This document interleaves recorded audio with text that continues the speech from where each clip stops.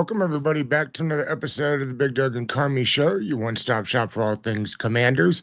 It is a draft on tap Wednesday, to get a little closer to the draft. James Foster is my guest today. James, thanks for making a little time for us today. Thanks for having me. Absolutely. First time on the show, we always like to get to meet folk a little bit.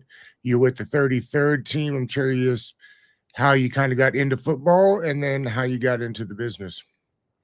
Yeah, I was actually studying chemical engineering in college, and like picked up about 6 or 7 years ago, picked up just an interest for watching film and kind of analyzing the game in more depth. Ended up getting to a level of knowledge where I felt like I could contribute making my own content. So did YouTube videos for a while and switched over to writing with the 33rd team this year. Is that a Commander's helmet behind you?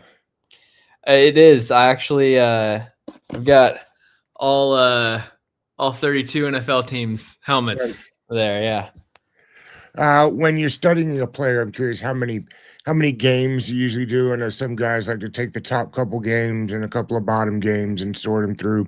What is kind of your preference on how to sort the players out? Yeah, so I go pretty in depth just because I don't want to miss anything. So for anyone that I've got in like the top 120 to 150 range, I'll watch every game against FBS competition. I always skip the FCS games just because I think it can actually like give you misleading information. My minimum for giving a player a grade is 3. I usually try to like at a bare minimum do 5, but there are some times where I'm watching a guy and it's just like clearly not an NFL player, so I'll give him a UDFA grade after 3 games and move on. But yeah, anyone that I think is going to get drafted in the first 4 to 5 rounds, I try to watch everything I can. There will be 32 picks in the first round. Not all 32 of them will have first round grades. I'm curious, how many players do you have with first round grades this year? So I've got 14 first round grades. The last few years, I average around like 25 to 28, which is more than an NFL team will have. But I'm grading players kind of agnostic of scheme. So there might be a guy that's might have a first round grade in like a zone heavy scheme for a defensive back, but I wouldn't have a first round grade on him if it was a man scheme. So I'll have more first round grades than actual teams will, but yeah, 14 this year. So definitely a down class at the top, but it's not too bad. Like when you get into the second and third rounds, there's some decent depth. I've heard several people say that it's like 20 to 60 this year is the sweet spot, and you're getting like the same player all the way through it. It's interesting, as I've done mock drafts for the Commanders at 29. One thing I'll say, drafting at 29 and where they've been drafting the last couple of years makes these mock drafts not quite as fun. Talent level definitely starts dipping as you get down there. Did you have any of the quarterbacks in the first round as first round grades? Yeah, so I don't have first round grades on any of the quarterbacks, and I actually I partially weight positional value with the round grades, so I will be a little bit more generous with handing out first round grades to quarterbacks. Usually, like I had first round grades on all of the guys that got taken in the first round last year, except Penix. I think he was right on the edge, but yeah, I've got Cam Ward at let's see, Cam Ward is 17th overall with an early second round grade. And then a mid-second round grade on Shadur Sanders. He's 31st on my board. Where is Jackson Dart at then? So Jackson Dart, if I go to quarterbacks here, Jackson Dart's my QB4, and I've got, or actually, excuse me, QB5. I've got a mid-4th round grade on him. He's 124th on my board. And yet it feels like he probably goes round 1 or 2, right? Yeah, I think you never know with kind of the back end of the first round, but I think round 2 seems very likely. I mean, I'm positive he's going to get drafted earlier than I have him graded. I am thankful that the Commanders don't have to worry about drafting quarterbacks this year. Definitely not. I'm a Titans fan, so Okay, we okay. picked the wrong year to bottom out. What do you do there if you're the Titans? We can spend just a minute on it. Do you pass until next year and draft best player available? You draft out for a haul, or you say, hey, we've got to take a quarterback and just get going with this thing? Yeah, I mean, first option would definitely be to trade back just because like they've been so aggressive, over aggressive, trading picks for L'Jarius Sneed and stuff like that. They just don't have a lot of draft capital. So if you can regain some of that, that would be my first option. My second preference would be to just take Abdul Carter at number one. He's my top ranked player, and they got a big needed edge. But even though it would be a reach on my board to take Cam Ward, like I still see the upside. So that's a move that I would disagree with, but I wouldn't necessarily hate it. And who do you think Giants take a quarterback? Well, Yeah, how far does Sanders realistically fall, I guess is the question. based on talent, it wouldn't shock me to see him like slip out of the first round, but it's kind of a unique situation with how desperate the Giants are for a quarterback, and specifically how desperate Joe Shane is, because he just doesn't have the job security where he can afford to punt on that position for another year. So yeah, I think that if Ward goes at the top of the draft and Sanders is sitting there for the Giants, I would expect them to take him. Do you buy any of the Stafford to New York talk that's going on right now? Does it make sense for the Rams that seem to be a play away? Reworking the Stafford deal doesn't feel like you're starting over. Yeah, well, I mean, I'm inclined to believe it. Daniel Jeremiah, who kind of hinted at that, is Saw that. a lot more plugged in than me, so I'll take his word for it.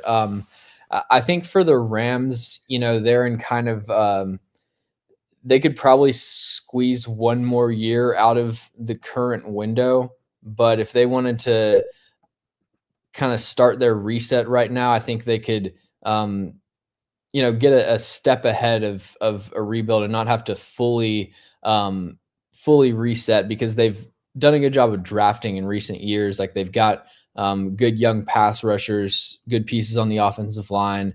Obviously, you've got Puka, offensive skill talent. Like they're kind of in a position where invest a little bit in the defensive backfield and then find your quarterback, and you're ready to start a new window. All right, let's get down to pick 29, where the Commanders are. To me, you're looking at defensive back for them, defensive end for them. I guess anywhere on the defensive line, they're going to invest heavily in the defense. Scoring points wasn't the problem last year.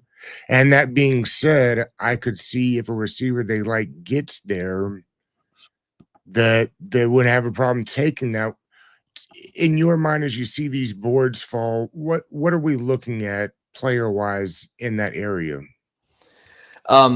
So I think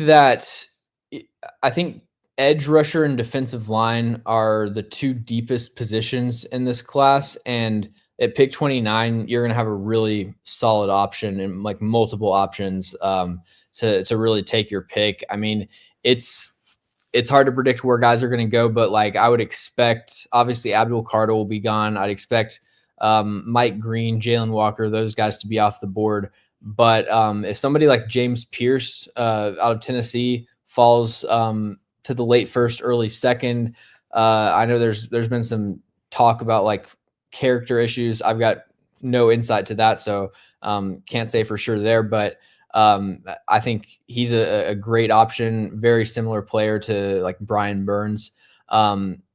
There's another speed rusher that I really like is Donovan Izaraku out of Boston College. Second to Mike Green in sacks in college football this year. He's got probably the best bend in the class, I would say. But at edge, like it keeps going down the list. Braden Swinson out of LSU, Princely Umanmielen out of Ole Miss. I really like David Walker out of Central Arkansas. And then defensive line is just as stacked.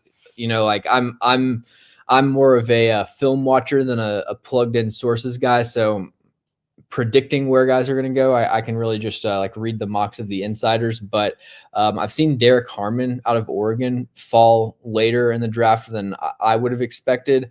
He could be a really solid option at pick 29. I've got him 28th on my board, so it makes sense there. Tell me a little bit about him. He's a name I'm starting to hear more of as the cycle goes on. Yeah, so Michigan State transfer, just a big, long, explosive, kind of prototypical three technique.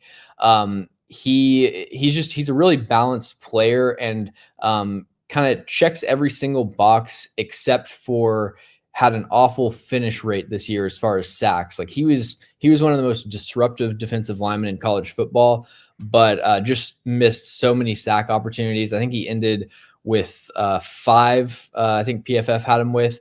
So, you can kind of project maybe some regression to the mean there if he can finish some more of those opportunities. But a really good block shedder. He can win with power, can win with speed. I think a really solid option. Not really, I don't see him being like a top 5 defensive tackle, but a high quality kind of Pro Bowl caliber starter. I think you can get it in the back of the first round. How do you balance out when Chase Young and Montez Sweat were in Washington? One of the big things that they always talked about were the pressure rates versus actually getting home. Like, how do you balance that? One school of thought is the pressure rate. At some point, you will end up getting there. And then the other school of thought is, well, hey, listen, we got the sacks. The sacks are what gets there. How do you balance that when kind of judging and evaluating tape and the numbers?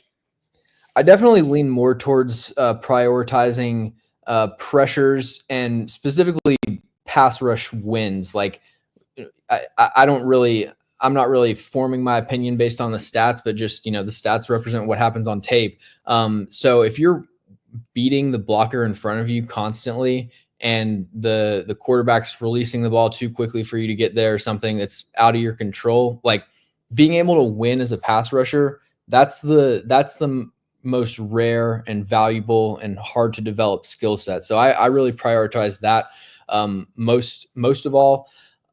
Definitely can be a knock if you don't have the production because you maybe don't have the flexibility to kind of redirect an angle to the quarterback, or you're just an inconsistent tackler. That sort of stuff can be a knock, but I'm pretty much always going to take the guy that wins and at least creates disruption over somebody that maybe isn't as skilled as a pass rusher, but they just get, schemed up on stunts or had a bunch of unblocked sacks. You can stumble into an 8 sack season without really, earning it, quote unquote.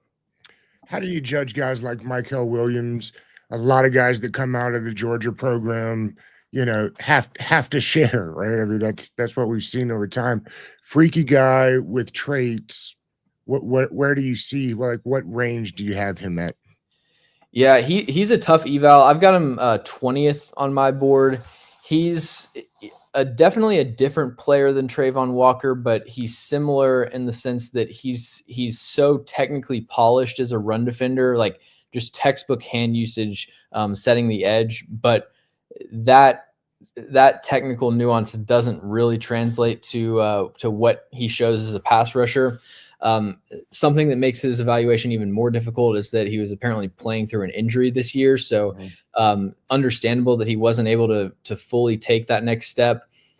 I think that, he's got kind of the dream build for an edge rusher. I think he's got decent explosiveness off the line of scrimmage, but I do think he's a little bit stiff as far as being able to corner and win the outside shoulder. Now, the fact that he has, I would expect 35 plus inch arms.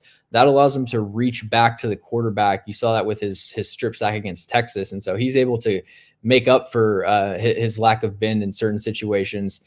And I thought this year he did show some signs of life and signs of growth as far as developing his move set. He's got an inside counter arm over that he uses a lot. And he lines up all over the line of scrimmage, so he can use that from any alignment. My biggest issue with him is that he's unable to win with power.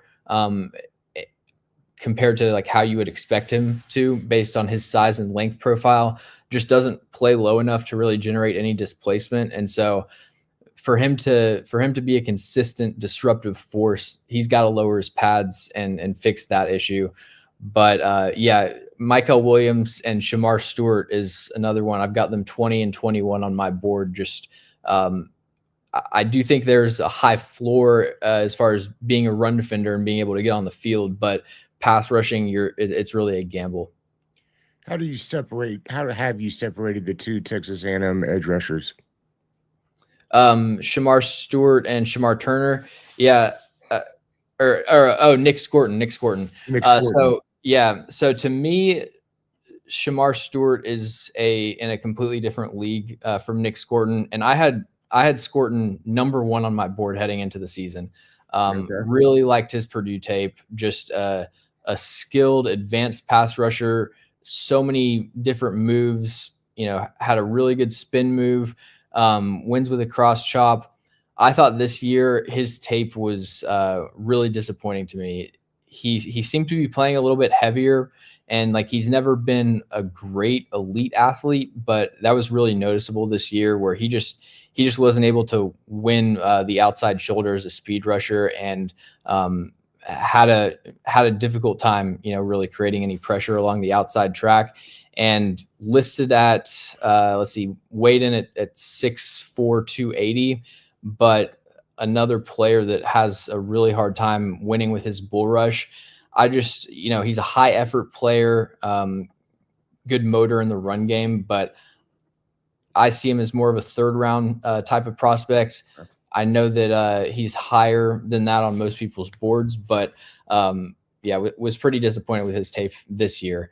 And then Shamar Stewart is very similar to Michael Williams, although I think he's a more explosive and much more flexible athlete. I think it's a bigger projection because his hand usage is even less developed. Like he's got no idea what he's doing with his hands. The next time he wins a hand fight will be the first time. But the upside with him is even more enticing because like he can bend the arc like a 250-pound speed rusher, and he's 281. To me, when we're going through the needs for the Commanders, DB might be the next one. It's interesting. They went out and got Lattimore last year at the deadline, and I think that had more to do with this year than it did last year. They drafted Mikey Sandwich last year, who was phenomenal. They had him playing outside last year because they really didn't have any option at all. I know they'd like to get him back inside. Just from your thoughts on him last year, one, were you surprised at his production outside this year? And do you think they're right by trying to get him back inside? Yeah, he was one of the more surprising rookies to me, not in the sense that he played well, but like how he played. I thought at Michigan, like he was really good in zone coverage, great instincts, great ball skills, just supreme toughness. I thought when he got into press man situations, that's where teams could kind of pick on him a little bit. And he held up in man coverage a lot better than I expected him to this year.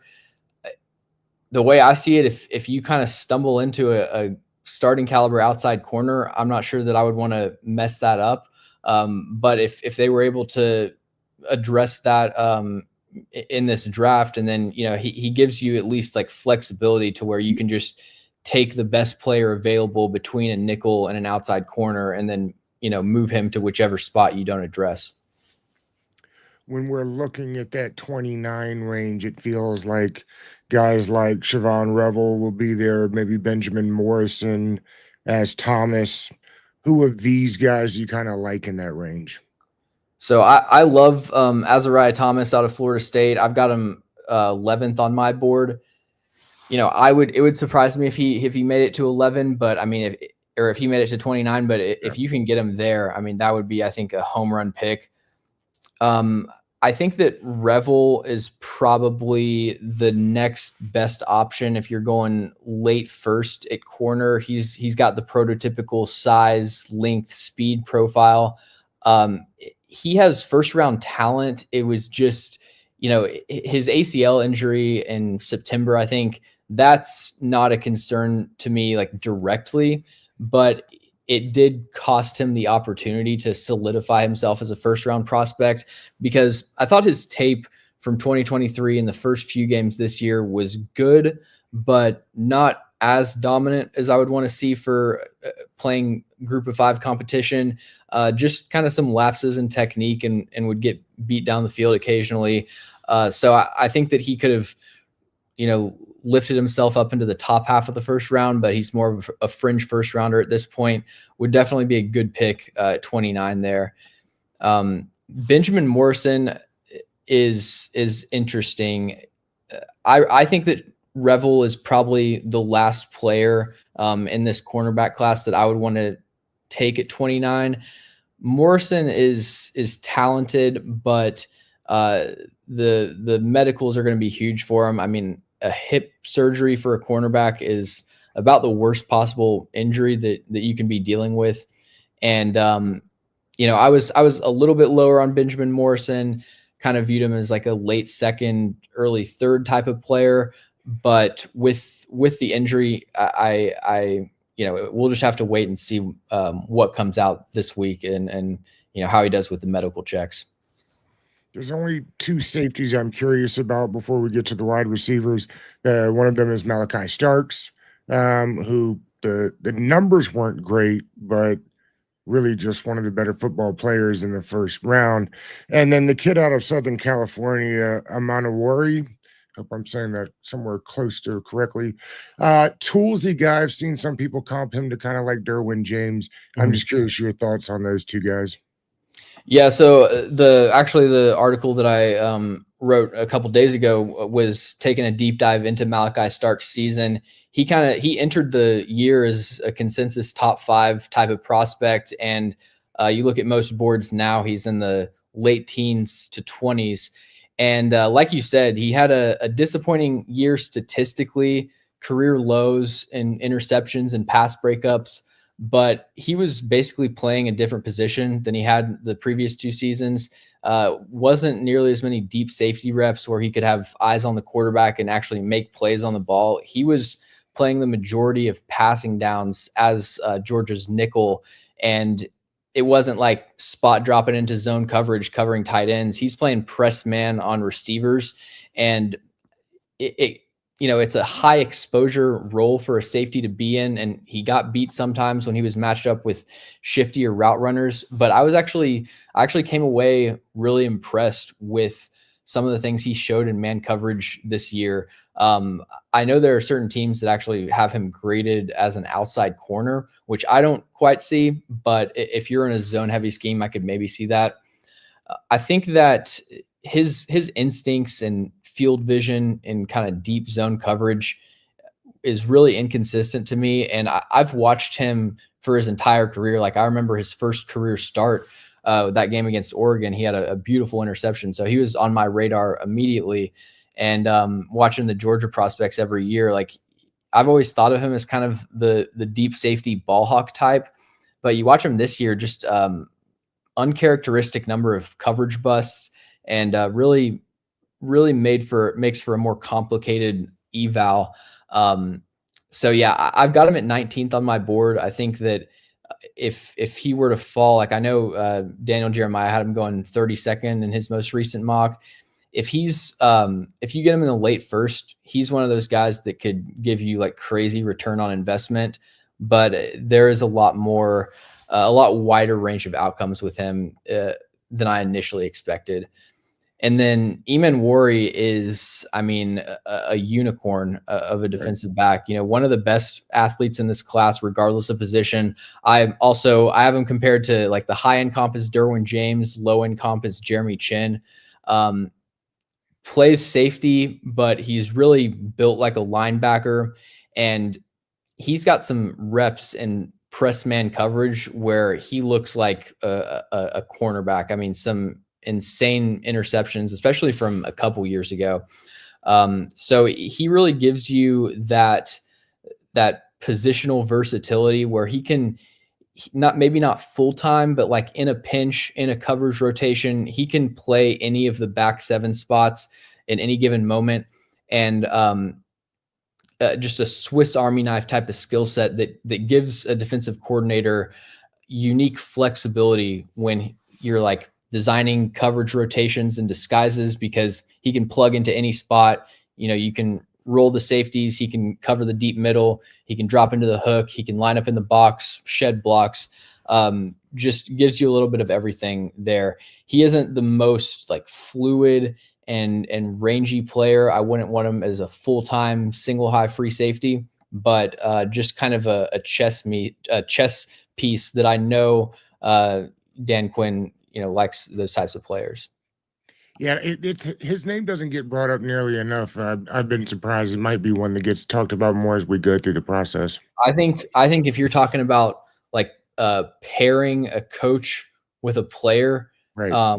like Dan Quinn to a player like Nicky Manwari is like, that's the first thing that comes to mind. It seems like for years it's just third or fourth round you mock the Cowboys to take whatever safety has the longest arms in the draft, because Right. they like those hybrid type of skill sets.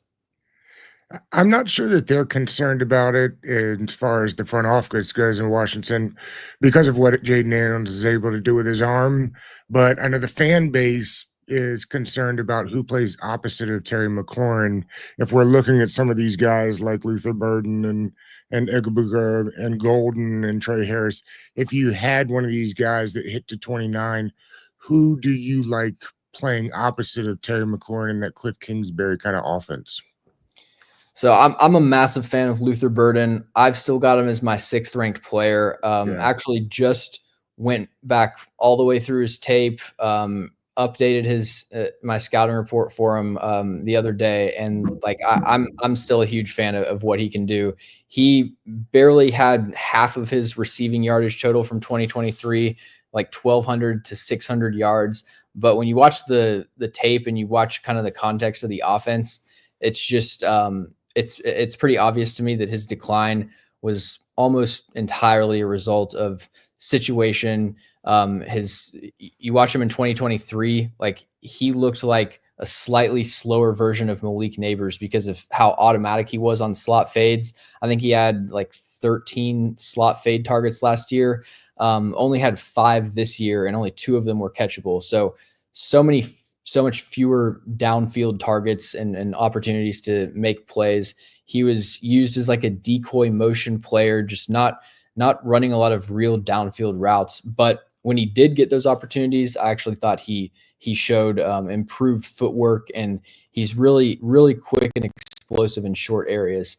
Also a big fan of Matthew Golden. I'm interested to see how he tests. Yeah. When I hear people talk about him, it's like, some people think he's a really good athlete. Some people think he's more of a 4.5s guy. I thought just like firmly above average. When it comes to short area quickness, he can get in and out of breaks really efficiently. And he's just a really steady kind of Z receiver. If I'm drafting a receiver for the Commanders, I would want to get some more like top end speed. So I would be particularly intrigued with someone like Savion Williams out of TCU, who I'm a huge fan of. 6'4", 230 pounds, has like track star athletic skills. I think he was on Feldman's Freaks list. I think they had him at like a 41, 42-inch vertical. Had the best contested catch rate in college football this year. He's an explosive route runner. Also one of the best receivers after the catch in this class. TCU used him like as a legitimate running back and gave him like handoffs on inside zone a lot this year.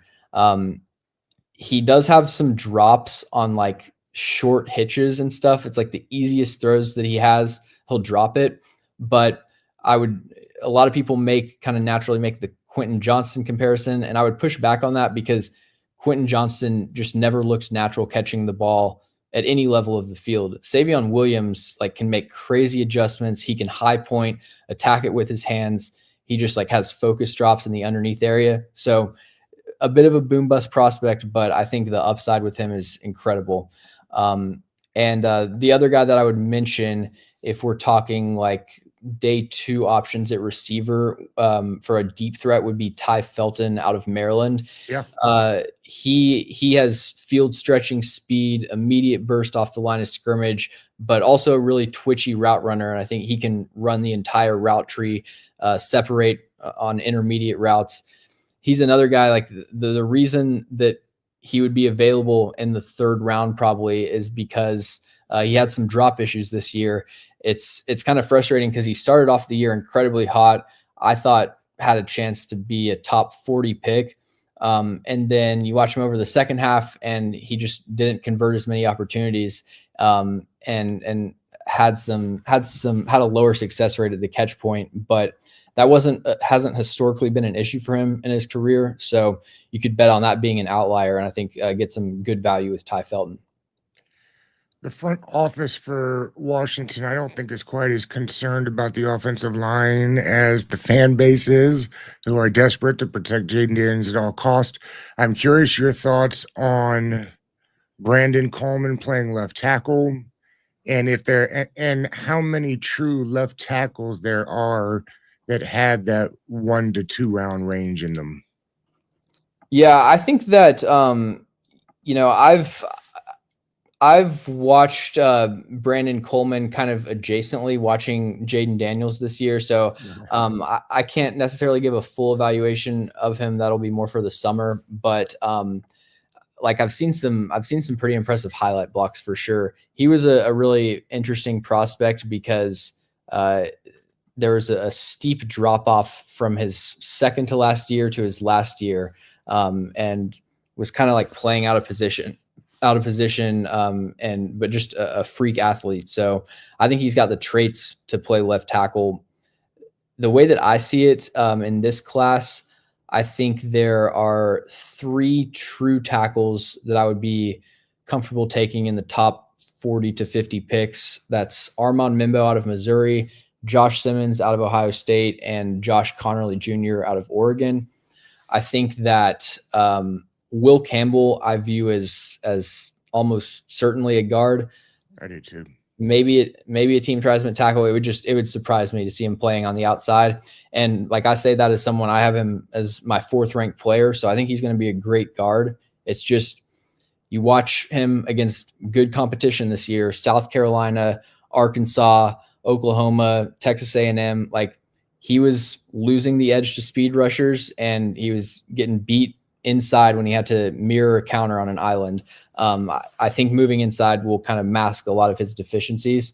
And then Kelvin Banks is a player that could more go either way. I lean towards him being a guard just because I don't think he's the best reactive athlete. He's really good in a straight line, like pulling and getting downfield, but really concerning balance issues. And someone that was really high on Evan Neal. Like when I see an offensive tackle that's falling down 3 to 4 times a game, it's just a major red flag for me now. James, this was great, man. I appreciate the time today. We'll have to do this again sometime. I enjoyed it. Happy to do it. Thanks for having me. All right, buddy. Thank you.